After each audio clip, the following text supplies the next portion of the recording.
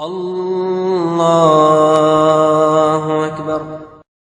بسم الله الرحمن الرحيم.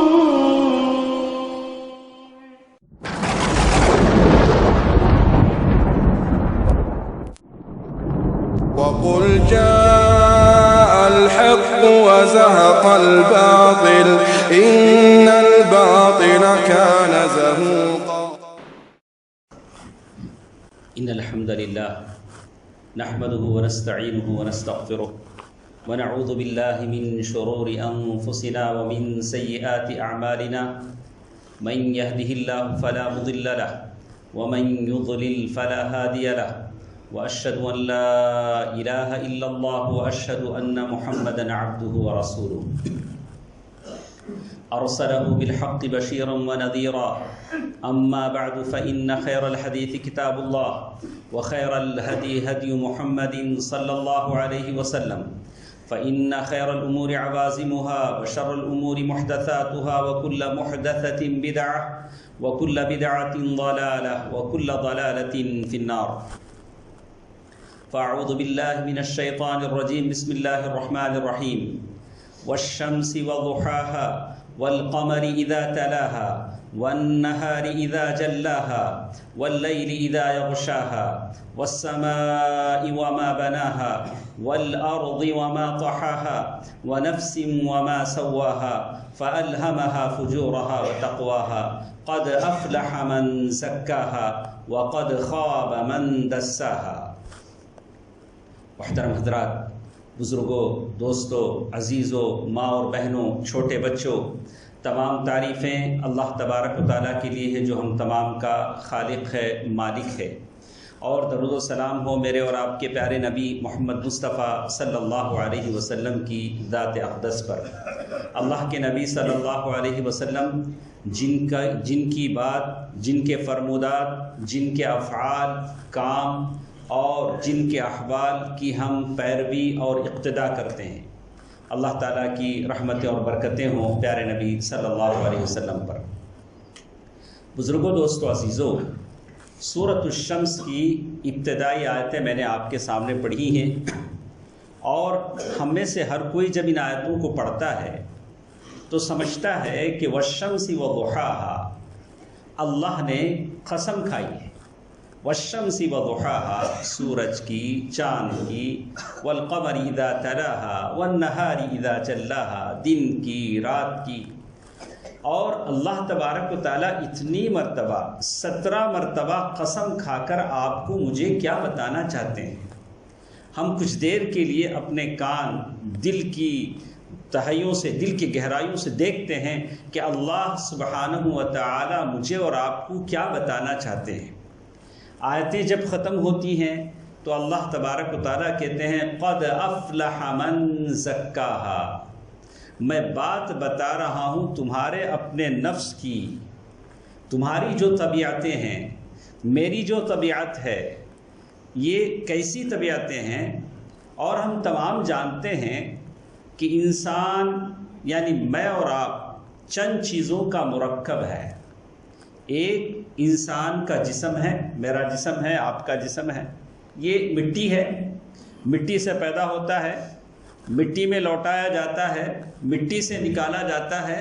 منہا خلقناکم وفیہا نعیدکم ومنہا نخرجکم تارۃ اخری. اس جسم کی کوئی اہمیت نہیں. کہا کہ مٹی سے پیدا ہوتا، بین الصلب والترائب، اور پھر مٹی ہی میں جاتا ہے، مٹی سے اٹھایا جاتا ہے. ایک دن ایسا آئے گا اور وہ کہے گا، یہ کس، جیسے اللہ تعالیٰ نے سورۃ یاسین میں کہا، کس نے ہے جو ہم کو اپنے قبروں سے جگایا ہے؟ یا ویلنا من بعثنا من مرقدنا هذا ما وعد الرحمن وصدق المرسلون. ایک اور چیز ہے جو روح ہے، وہ اللہ کی طرف سے آتی ہے، اللہ تبارک و تعالیٰ اسے دیتے ہیں. عبداللہ بن مسعود رضی اللہ تعالیٰ عنہ کی حدیث ہے، جب بچہ 4 مہینے کا ہو جاتا ہے تو اللہ کی طرف سے ایک فرشتہ آتا ہے اور رکتا ہے، یکتب اجلہ وعملہ ورزقہ، کہ وہ کب مرے گا، کیسے مرے گا، کیا کھائے گا، کیا کمائے گا، کیسے ہوگا، اچھا ہوگا، خراب ہوگا، ساری چیزیں فرشتہ لکھتا ہے 4 مہینے کے بعد. اور تیسری چیز ہوتی ہے انسان کی اپنی طبیعت. آپ اور ہم ولی صفت ہیں الحمدللہ، شیطان صفت ہیں العیاذ باللہ. یہ طبیعتیں کیسی بدلتی ہیں؟ کہا کہ جیسے دنیا میں ہم دیکھتے ہیں کہ شہد کی مکھی ہے، پھولوں سے مٹھاس لیتی ہے، شہد بنتا ہے. یہ شہد کی مکھی کی تعبیر ہے. اور کچھ مکھیاں ایسی بھی ہیں جو غلیظ خادرات، پاخانہ، گندگی پر بیٹھتی ہیں. یہ بھی ایک مکھی ہے، اس کی بھی ایک طبیعت ہے. تو آپ اور ہم کیا طبیعت رکھتے ہیں؟ اللہ نے شہد کی مکھی کی مثال دے دی. ہاں، ہم کون سی طبیعت ہمارے دلوں میں ہے؟ تو معلوم یہ ہوتا ہے کہ انسان اللہ تبارک و تعالیٰ نے اتنی قسمیں کھا کر بتایا کہ انسان اپنے نفس کو پاک کرنا چاہیے. اسی لیے کہ تزکیۃ النفس، جو باتیں میں آپ کے سامنے بولنے جا رہا ہوں، یہ باتیں دراصل شیخ عبدالرزاق عبد المحسن البدر العباد کی کتاب ہے کہ کیسے آدمی اپنے نفس کو اچھا بنائے. نفس آدمی کی طبیعت کبھی بہیمیت، جانور کی طبیعت ہوتی ہے، شیطانیت اس میں ہوتی ہے. کبھی آدمی اللہ تبارک و تعالیٰ اسے توفیق دیتا ہے تو وہ اللہ تبارک و تعالیٰ کی نیک بندوں کی صفت کو لے کر، طبیعت کو لے کر جیتا ہے. طبیعتیں الگ الگ ہیں. تو البتہ طبیعت کو بنانے کا کام مجھے اور آپ کو کرنا ہے. یہ کیسے بنائیں؟ اس کے لیے اصول بتائے گئے. جو لوگ باطل پرست ہیں، غلط ہیں، وہ اپنی طبیعت کو بنانے کے لیے مختلف قسم کے حیلے بہانے، مختلف قسم کے اسباب اختیار کرتے ہیں اور اس کے لیے مختلف چیزیں وہ کرتے ہیں. تو ہم صحیح معنی میں شیخ نے ایک کتاب لکھی تزکیۃ النفس، پیوریفیکیشن، یعنی کیسے آپ اپنے سول یعنی روح کو آپ پاک کریں. تو انہوں نے کہا کہ 10 اصول بتائے ہیں. ان اصولوں کو آپ اپنی زندگی میں اپنائیں گے تو آپ کی طبیعت ویسے بن جائے گی جس کو اللہ نے کہا قد افلح من زکاہا. میں اس لیے بات کہتا ہوں کہ آدمی اپنی طبیعت کو اچھا بنا لے گا تو دنیا اور آخرت دونوں چیزیں اس کی بن جائیں گی. اسی لیے سلف کہتے تھے کہ اگر مجھے معلوم ہو جائے اللہ نے میرا ایک سجدہ قبول کر لیا ہے تو میں موت کی تمنا کروں گا. بولا کہ بس ایک سجدہ اگر میرا مقبول ہو گیا ہے. کہا کیوں؟ کہا انما یتقبل اللہ من المتقین، اللہ متقیوں سے قبول کرتا ہے. میرا ایک سجدہ قبول ہوا تو میں متقی ہو گیا. وَأُزْلِفَتِ الْجَنَّةُ لِلْمُتَّقِينَ، جنت متقیوں کی ہے. اللہ، یہ زندگی بھر کے سجدے، زندگی بھر کی یہ ریاضتیں، زندگی بھر کی یہ عبادتیں جس میں ہمارا نفس پاک نہ ہو. قد افلح من زکاہا، اپنے نفس کو پاک کرنا، اس کے اندر ایسی صفت، ایسی عادتیں پیدا کرنا جو اللہ اور اس کا رسول چاہتے ہیں، یہ سب سے بڑا کام ہے. اللہ کے فضل و کرم سے 10 باتیں انہوں نے بتائی ہیں. ایک تو یہ ہوگا کہ وقت کی قلت کی خاطر میں 10 باتیں آپ کے سامنے گنا دوں جس سے کوئی فائدہ نہ ہو. جتنی باتیں آپ سن سکتے ہیں وقت مقررہ سے اتنی ہی باتیں ہم بتائیں گے. پھر جب اللہ نے موقع دیا تو پھر باقی باتیں آپ کو بتائیں گے. لیکن آپ اس سے دل کے کانوں سے سنیں کہ اس میں سے کتنی باتیں میرے اندر ہیں کہ میرا نفس پاک ہو جائے اور جنت میری ہو جائے. یہ بہت ضروری چیز ہے. سب سے پہلی چیز جیسے شیخ نے لکھا، کہا کہ اس میں سب سے پہلی چیز وہ لکھتے ہیں، کہا توحید اللہ عز و جل، آدمی موحد بن جائے. سب سے پہلی چیز انہوں نے کہا کہ توحید آدمی کے نفس کو پاک کرنے کا سب سے بڑا ذریعہ ہے.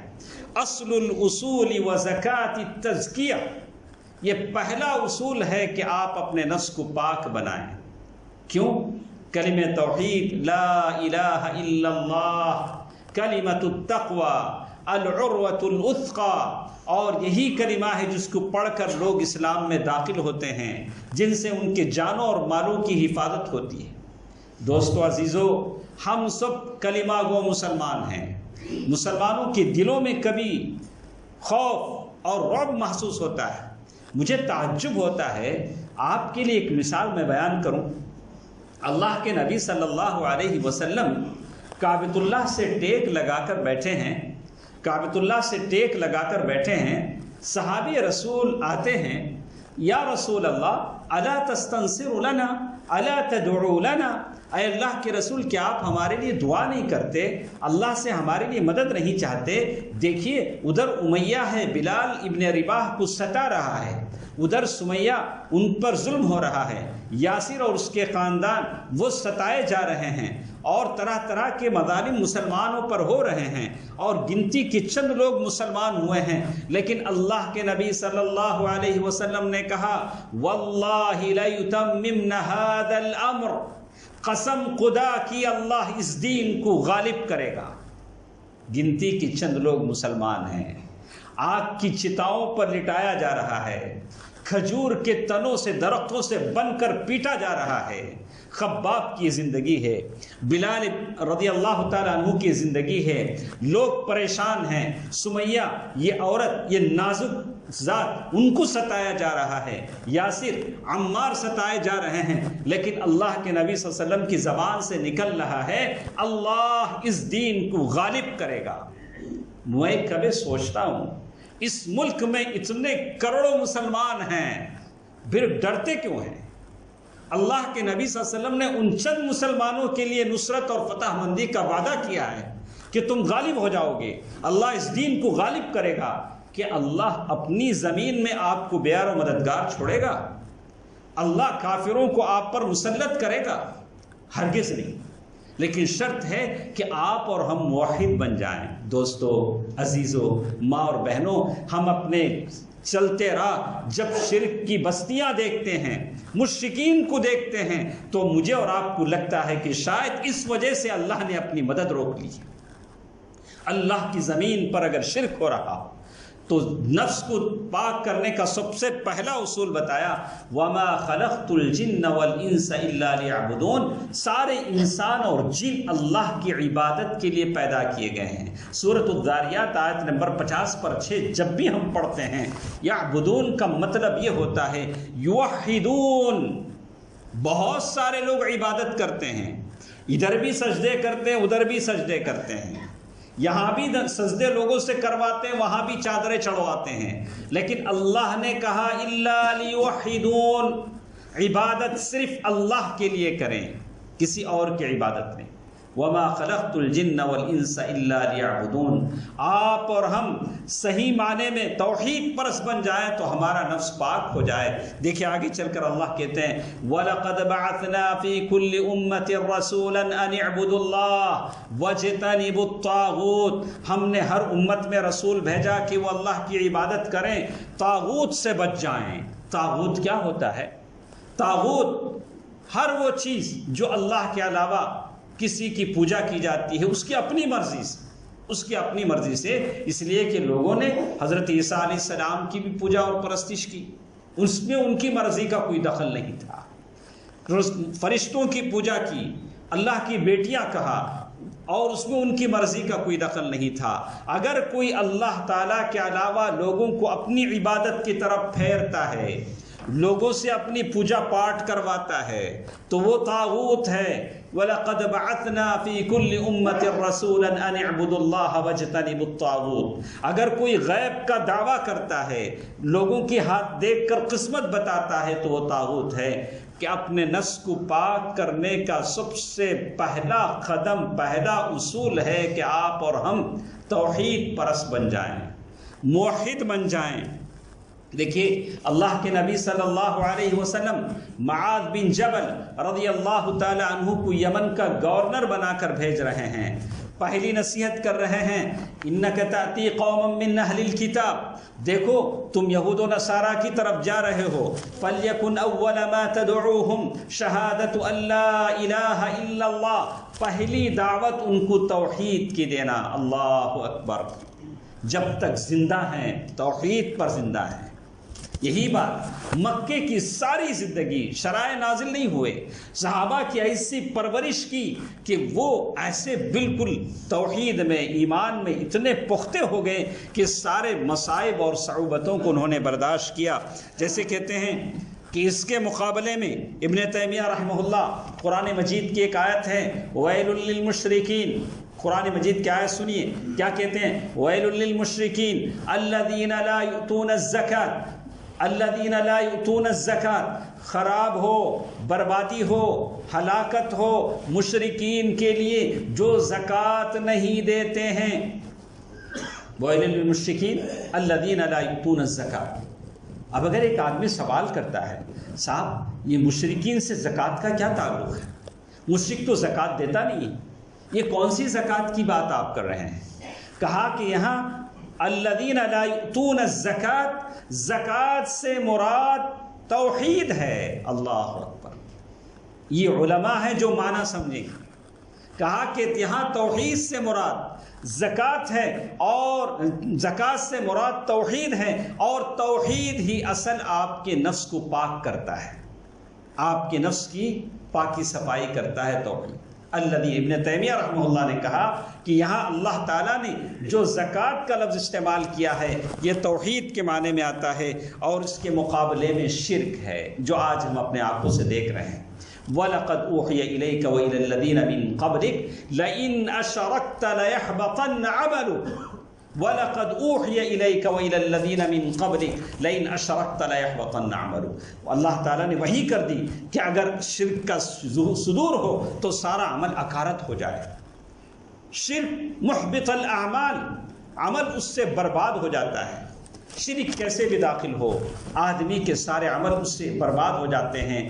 صرف شرک ایسا گناہ ہے بغیر توبہ کرے آدمی مر جاتا ہے تو جنت اس کے لیے ہمیشہ ہمیشہ کے لیے حرام ہو جاتی ہے۔ جیسے اللہ تبارک و تعالیٰ نے کہا انہ من یشرک باللہ فقد حرم اللہ علیہ الجنہ، جو اللہ تعالیٰ کے ساتھ شرک کرے گا اللہ تعالیٰ نے جنت اس کے لیے حرام کر دی۔ دوستو، عزیزو، ماں اور بہنوں، پہلی چیز ہمارے بگڑے نفس کو بنانے کے لیے ہم موحد بن جائیں، پوری طرح موحد بن جائیں۔ توحید، ساری عبادتیں اللہ تعالیٰ کے لیے خاص کریں، اور اس کے صفات میں اور اس کے اسماء میں کبھی ہم کسی کو شریک نہ کریں۔ اور دوسری چیز جیسے میں نے کہا، شیخ نے لکھا الدعاء، دوسری چیز اپنے نفس کو پاک بنانے کے لیے دعا ضروری ہے۔ اللہ اکبر، دعا میں ہم تھوڑے کچے ہیں، اللہ سے دعا کرنے میں ہمارے سے تساہل ہوتا ہے، ہم بہت سستی برتتے ہیں اللہ تبارک و تعالیٰ سے دعا کرنے میں۔ اللہ کے نبی صلی اللہ علیہ وسلم نے فرمایا لیس شیء اکرم علی اللہ تعالی من الدعاء، اللہ تبارک و تعالیٰ کو دعا سے بڑھ کر کوئی چیز پسند نہیں ہے۔ دعا کیجئے، گڑ گڑائیے، ٹائم دیجئے، اللہ تعالیٰ کے بارگاہ میں بیٹھیے، اللہ سے مانگنے کی کوشش کیجئے۔ اس میں آدمی اپنی عاجزی ظاہر کرتا ہے، اپنی محتاجی ظاہر کرتا ہے۔ الدعاء مفتاح کل خیر، یہ دعا ہے ساری چیز کی، ساری بھلائی کی چابی ہے۔ اللہ تعالیٰ نے کہا وقال ربکم ادعونی استجب لکم، تمہارے رب نے کہا کہ دعا کرو مجھ سے، میں تمہاری دعاؤں کو قبول کروں گا۔ دوستو، عزیزو، ہم میں سے بہت سارے ایسے ہیں جو دعا بہت کم کرتے ہیں، اور دعا کرتے بھی ہیں تو غیر ماثور دعائیں کرتے ہیں، ایسی دعائیں جو اللہ کے نبی صلی اللہ علیہ وسلم سے ثابت نہیں ہیں، ان دعاؤں کو کرتے ہیں۔ امیر المؤمنین عمر بن الخطاب رضی اللہ تعالیٰ عنہ فرماتے ہیں انی لا احمل ہم الدعاء ہم الاجابہ، مجھے اس کی فکر نہیں ہے کہ اللہ میری دعا قبول کرے گا کہ نہیں قبول کرے گا، ولیکن ہم الدعاء، مجھے فکر ہے کہ میں دعا کروں۔ اب میں یہ نہ سوچوں کہ میری دعا اللہ قبول کرتا ہے کہ نہیں قبول کرتا ہے، لیکن میں سوچتا ہوں کہ جس اللہ نے مجھے دعا کرنے کی توفیق دی وہی اللہ میری دعا قبول بھی کرے گا۔ اللہ، اگر آپ اور ہم دعا نہیں کرتے ہیں تو اس کا مطلب یہ ہے کہ ہم توفیق سے دور ہیں۔ مجھے اور آپ کو توفیق ہی نہیں ملی کہ اللہ کے سامنے ہم ہاتھ اٹھائیں۔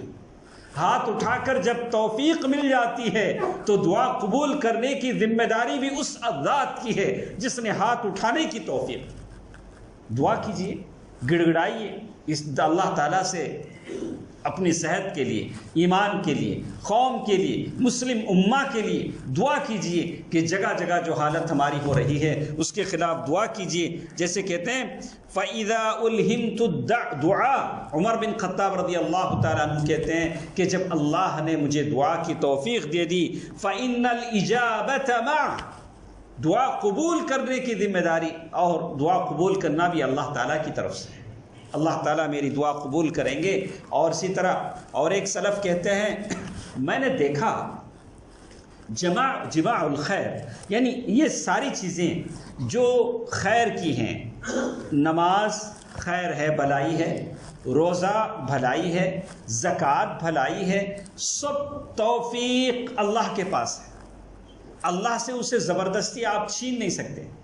کیا کریں گے؟ اللہ سے دعا کریں گے۔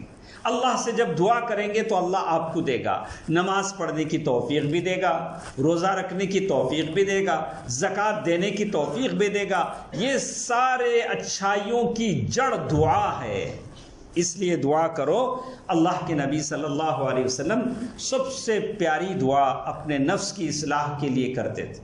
کہا اللہم آتی نفسی تقواہا، اللہم آتی نفسی تقواہا، اے میرے اللہ میرے نفس کو پاک بنا دے، وزکیہا، میرے نفس کو متقی بنا دے، تیرے سے ڈرنے والا بنا دے، وزکیہا، اور اس سے پاک بنا دے، فانت خیر من زکاہا، یا اللہ تو بہتر ہے جو کسی نفس کو پاک بناتا ہے، وولیہا ومولاہا، اے اللہ نفس کو تو نے بنایا ہے کہ تیری طاقت اس پر چلتی ہے، ہماری طاقت نہیں چلتی۔